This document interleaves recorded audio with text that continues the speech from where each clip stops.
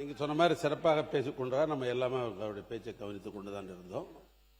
கடைசியாக இறுதியாக ஒரு கருத்தை சொல்லுகிற பொழுது மாண்புமிகு அமைச்சர் பெருமக்கள் இருந்து அதற்குரிய விளக்கங்கள் என்ற பெயரில் சிலர்கள்லாம் சொன்னார்கள். அது அவர்களுக்கு ஆத்திரத்தை மூட்டுகிற அளவுக்கு அந்த நிகழ்வு இங்கே நடைபெற்று விட்டது. அதற்காக நீங்கள் ஒரு நடுநிலையாக ஏதோ ஒரு தீர்ப்பு சொல்வதற்காகத்தான் அமைதிப்படுத்திக் கொண்டிருக்கிறீர்கள். உங்களுக்கு சப்போர்ட் பண்ண வேண்டும் என்ற அந்த அடிப்படையில் தான் எங்களுடைய உறுப்பினர் என்ன சொன்னார்னா, இந்த கழுதை குதிரை என்ற பெயரில் ஏற்கனவே வழக்கு மன்றத்திலே வழக்கு நடைபெற்றுக் கொண்டிருக்கிறது, அது ஒன்றும் தவறான என்று அவர் சொன்னார். அவ்வளவுதான். நீங்க அதுக்காக அவருக்கு நீங்க ரூலிங் கொடுக்கலாம். இல்ல நீங்க அதை சொல்லாத சொல்லலாம். நாங்க 2 பேரும் ஒன்னா சேர்ந்து கொண்டு சொன்னீங்க பாருங்க, அது மாதிரி இல்ல, அது மாதிரி கிடையாது. அந்த அவசியம் எங்களுக்கு தேவையில்லை. அது எங்களுக்கு தேவையில்லாத ஒன்று.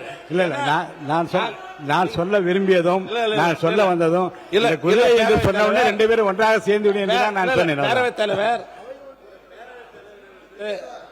உங்களுடைய பேச்சுக்கு உள்நோக்கம் கற்பிக்க வேண்டிய அவசியங்களுக்கு இல்ல. அது செய்யவும் மாட்டோம். இல்ல உள்நோக்கம் இல்ல இல்ல அது செய்யவும் மாட்டோம் நாங்க.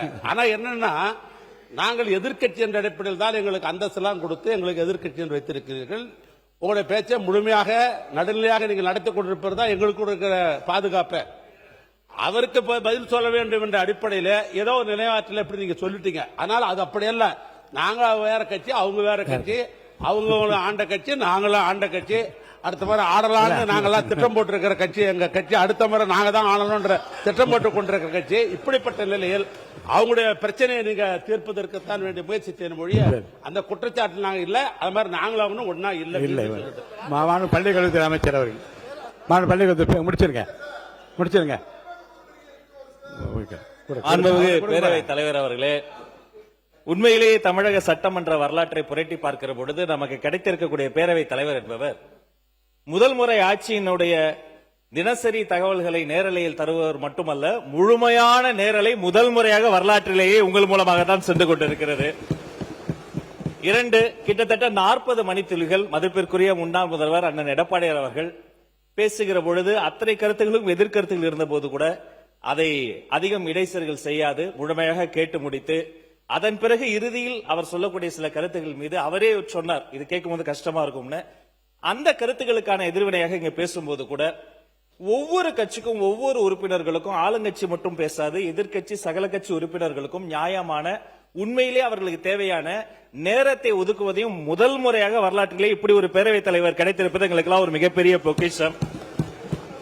ஆனால் எங்களை போன்ற வளர்ந்து வரக்கூடிய இளம் தலைமுறையை சார்ந்தவர்கள், இங்க இருக்கக்கூடிய அத்தனை பேருமே மூத்தவர்கள், அண்ணன் சுப்பிரமணியன் மூத்தவர், இங்க இருக்கவங்க எல்லோருமே பல தேர்தல்களை பார்த்தவர்கள். அவர்களை காட்டி எங்களுடைய தம்பிகளுக்கும் தங்கைகளுக்கும் நாங்கள் இப்படி இருக்கணும், டெக்கோரம் இப்படி இருக்கணும் சொல்ல வேண்டிய நேரத்தில் பேரவைத் தலைவர் எழுந்து நின்றால் அனைவரும் அமர்ந்து விட வேண்டும். உங்களுக்கு தெரியாத மரபல்ல. நீங்கள் எழுந்து நின்ற பின்பும், நீங்கள் பலமுறை சொன்ன பின்பும் அப்படி கூச்சலிடுவதோ நடு மன்றத்திற்கு வருவதோ ஏற்புடையதல்ல. கருத்தை கருத்தால் எதிர்கொள்வோம். நீங்கள் சொல்லக்கூடிய விமர்சனத்தில் ஆக்கப்பூர்வமான விமர்சனங்கள் இருந்தால் அதை முதலில் செவிமடுத்து அதை செயல்படுத்து என சொல்லக்கூடிய தலைவர் தான் எங்களுடைய மாண்புமிகு முதல்வர். நீங்கள் பேசுகிற பேச்சில் ரசிக்கும்படியான பேச்சு இருந்தால் அதை பாராட்டக்கூடிய முதல் ஆளாகவும் தமிழக வெற்றி கழகம் தான் இருக்கும். எனவே ஆக்கப்பூர்வமாக ஆரோக்கியமாக கருத்தை கருத்தால் எதிர்கொள்வோம் என்பதை உங்கள் மூலமாக தெரிவித்துக் கொள்கிறேன். மாண்புமிகு முன்னாள் முதலமைச்சர் எடப்பாடி பழனிசாமி அவர்கள். மாண்புமிகு பேரவைத் தலைவர்களே, ஒரு கட்சி சார்பாக போட்டியிட்டு அந்த கட்சி வேட்பாளர் வெற்றி பெறுவதற்கு எவ்வளவு கடுமையான உழைப்பார்கள் சிந்தித்து பார்க்கணும். இங்க வந்திருக்கிற எல்லா எம்எல்ஏக்கும் தான் பொருந்தும். இதே எங்க எம்எல்ஏ மட்டும் பொருந்தும் நினைக்காதீங்க, அனைவருக்கும் பொருந்தும். ஒரு சட்டமன்ற உறுப்பினரை தேர்ந்தெடுப்பதற்கு அந்த கட்சியின் சார்பாக சுமார் 6000 பேர் பணியாற்றினா தான் அந்த வேட்பாளர் வெற்றி பெற முடியும். இரவு பகல் வராமல் ரத்தத்தை வெறியாக சிந்தி வாக்களை சந்தித்து வாக்களை பெற்று வெற்றி பெற்ற பிறகு அவர் வெளியேறினா அந்த கட்சியில் தொண்டர்கள் எப்படி மனம் கொதிக்கும் என்பதை உணர்வுபூர்வமாக நீங்க சிந்திக்கப்பட வேண்டும். நீங்க முதல் எம்எல்ஏ ஆகிருக்கிறீங்க, நான் 6 முறை எம்எல்ஏ ஆகியிருக்கிறேன், ஒரு முறை நாடாளுமன்ற ஆகிக்கிறேன். ஆக சிந்திக்க வேண்டும். அந்த அடிப்படையில் நான் ஒரு கட்சியுடைய பொதுச்செயலாளர் என்ற அடிப்படையில் எங்களுடைய கட்சியின் சார்பாக அறிவிக்கப்பட்டு தலைமை அறிவிக்கப்பட்ட அந்த அறிவிப்புக்கு இணங்க அனைத்து இந்திய அண்ணா திராவிட முன்னேற்ற கழக கட்சி நிர்வாகிகள், எங்களுடைய கூட்டணி அங்க வைக்கின்ற கட்சியுடைய நிர்வாகிகள், தொண்டர்கள் அத்தனை பேரும் உழைத்து தான் இவ்வளவு பேர் வெற்றி பெற்றிருக்காங்க. அதனாலதான் அந்த கருத்தை சொல்ல வேண்டிய நிலைக்கு நான் தள்ளப்பட்டேன் என்பதையும் தங்களுடைய கவனத்துக்கு கொண்டு வரேன். அதோட தாங்களுடைய சொன்ன கருத்து உண்மையிலேயே உண்மையை காயப்படுத்தி இருக்குது. 2 பேரும் ஒன்னா சேரல இல்ல, நீங்க இருந்த காலத்திலயும் ஒன்னா சேரல, நாங்க இருக்கிற காலத்திலயும் ஒன்னா சேரல என்பதையும் இந்த நேரத்தில் தெளிவுபடுத்துகிறேன். ஒரு விளக்கம் மட்டும் நான் சொல்லிடுறேன். குதிரை பேரம் என்று உங்கள் தரப்பில் சொல்லப்பட்டவுடன் குதிரையும் அல்ல கழுதையும் அல்ல சொல்லி முடித்த பிறகு அவர் அதை ஒட்டி பேசியதால் இந்த கருத்தில் 2 பேரும் உடன்படி என்ற அர்த்தத்தில் தான் நான் சொன்னேனே தவிர நீங்க அது வேறு அர்த்தத்தில் நீங்க அர்த்தப்படுத்திக் கொள்ளக்கூடாது. அடுத்து நீங்க இப்ப முடிங்க, நீங்க முடிங்க. முக்கூர் சுப்ரமணியன் நீங்க உட்காருங்க. உங்க தலைவர் பேசும்போது நீங்க குறுக்க பேசாதீங்க, உட்காருங்க. பேரவைத் தலைவர்களே, உட்காருங்க. இன்றைக்கு உறுதியளிக்கப்பட்ட ஓய்வு திட்டம், அந்த திட்டத்திற்கு கடந்த இடைக்கால பட்ஜெட்டிலேயே அதற்கு தேவையான நிதி ஒதுக்கப்பட்டதாக இன்றைக்கு ஒதுக்கப்பட்டுகின்றது. இப்பொழுது அரசாங்கம் அந்த நிதி ஒதுக்கப்படவில்லை. அரசுடைய மிகப்பெரிய குழப்பத்தை ஏற்படுத்திக் கொண்டிருக்கிறது. அது மட்டுமல்ல, மாண்புமிகு நிதியமைச்சர் சொல்லுகின்ற பொழுது இதற்கு மத்திய அரசிடம் அனுமதி பெற வேண்டும் என்று சொல்றாங்க. அவர்களை ஓய்வு வழங்குவதற்கு எந்த ஒரு அனுமதியும் பெற வேண்டியில்லை, மாநில நிதியிலிருந்து கொடுக்கலாம். ஏற்கனவே இடைக்கால பட்ஜெட்டில் முந்தைய அரசாங்கம் 11,000 கோடி ஒதுக்கப்பட்டு 14,000 கோடி ஒதுக்கப்பட்டுகின்றது என்பதையும் நேரத்தில் சுட்டிக்காட்ட விளைகின்றேன். அந்த பழைய ஓய்வு பெற்ற அந்த ஊழியர்களுக்கு ஓய்வு தொகை வழங்குவதற்குண்டான நடவடிக்கை இந்த அரசு எடுக்கப்பட வேண்டும். ஈட்டலும் ஈட்டலும் காத்தலும் காத்த வகுத்தலும் வல்ல அரசு என்ற அரசியல் நிதி மேலாண்மை குறித்து ஐயன் திருவள்ளுவர் தெளிவுபட கூறியுள்ளார். இந்த தமிழக வெற்றிக்கழக கூட்டணி அரசு சமைத்துள்ள நிதிநிலை அறிக்கையில் ஈற்றம் இல்லை, வகுத்தலும் இல்லை, காத்தலும் இல்லை, மாற்றம் வரும் என்று நம்பி வாக்களித்த மக்களுக்கு இந்த அரசு நிதிநிலை அறிக்கை என்ற பெயரில் போகாத ஊருக்கு வழிகாட்டி விட்டதே என்ற வருத்தத்திலும் ஏமாற்றத்திலும் உள்ளர் என்ற உண்மையை கூறி அமைகின்றேன். மாண்பு உறுப்பினர் திருமதி த லதா அவர்கள் நாளைக்கு விளக்கமா உட்காருங்க. நாளைக்கு உங்களுடைய பதில் உரை இருக்கிறது. அவர்கள் என்னென்ன நிறைய கேள்வி கணைகளை தொடுத்திருக்கிறார்கள் எல்லாம் தொகுத்து வகுத்து நீங்க வரிசைப்படுத்தி நாளை உங்களுடைய பதில்களில் கூறினால் அது பொருத்தமாக இருக்கும். போதுமே. திருமதி லதா உட்காருங்க. வேண்டாம் வேண்டாம், நோ கான்ட்ரவர்சி. உட்காருங்க உட்காருங்க உட்காருங்க. மாண்புமிகு இல்ல இல்ல வேண்டாம், இப்ப வேண்டாம். இல்ல இப்ப உட்காருங்க உட்காருங்க உட்காருங்க உட்காருங்க. மாண்புமிகு உறுப்பினர் திருமதி லதா அவர்கள் சொல்லுங்க, நீங்க சொல்லுங்க. நீங்க சொல்லிட்டீங்க, உட்காருங்க. நான் செவிமடுத்து நீங்க சொன்னதை நான் கவனமாக கேட்டுவிட்டேன். திருமதி லதா அவர்கள் உட்காருங்க. திருமதி லதா அவர்கள் பேசுங்க. மைக் கொடுங்க, உட்காருங்க. நீங்க மைக் கொடுங்க, அவங்களுக்கு கொடுங்க. மாண்பு உறுப்பினர் பேசுங்க. மாண்பு பேரவைத் தலைவர்களே, நாங்கள் சொன்ன வார்த்தையை நீக்கிட்டீங்க. அதே போல பொதுப்பணித்துறை அமைச்சர் தேவையில்லாத கருத்தை இங்க பதிவு செஞ்சிருக்கிறார். அதை நீங்க அவை குறிப்பிலிருந்து நீக்கப்பட வேண்டும். நாங்க சொன்ன கருத்தை நீக்கிட்டீங்க. ஆக அவர் சொன்ன கருத்து தேவையற்ற கருத்து, இந்த அவைக்கு பொருந்தாத கருத்து. அதை அவை குறிப்பிலிருந்து நீக்க வேண்டும் என்று தங்களை வலியுறுத்துகிறேன்.